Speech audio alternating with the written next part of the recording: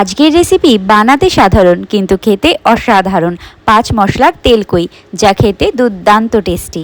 এই মশলাগুলো এখন তেলকই রান্নার জন্য ব্যবহার করব। 5 মশলা এক এক করে মিক্সিতে পিষে নেব।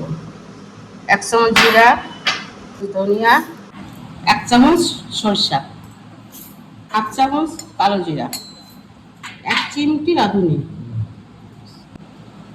একসঙ্গে মিক্সিতে করে গ্রাইন্ড করে নেব।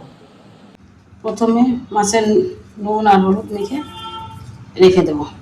নুন দিয়েছি, এবার হলুদ দিলাম, মেখে রাখবো 10 মিনিটের জন্য। মাছগুলো কড়াইতে ঢেলে দিলাম। এই মশলাটা করে রেখেছি ওটা এবার দিয়ে দেবো। লাল লঙ্কার গুঁড়ো দিয়ে দেবো, কয়েকটা তেজপাতা দিয়ে দেবো, একটা কাঁচা লঙ্কা দিয়ে দেবো, স্বাদ অনুযায়ী একটু চিনি দিয়ে দেবো, তেল দিয়ে দেবো।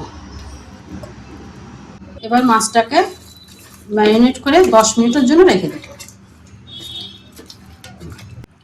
এভাবে ম্যারিনেট করে ঢেকে রাখবো 10 মিনিট। 10 মিনিট হয়ে গেছে, সামান্য একটু জল দিয়ে দেবো ভিতরে। এবার কড়াইতে বসিয়ে দিলাম, দিয়ে 15 মিনিট লো হিটে ঢেকে রাখবো। 15 মিনিট হয়ে গেছে, এখন আমি ঢাকনাটা খুলে দেবো। মাছটা ভালোভাবে সিদ্ধ হয়ে গেছে, এবার একটু উল্টে পাল্টে দিয়ে নামিয়ে নেব।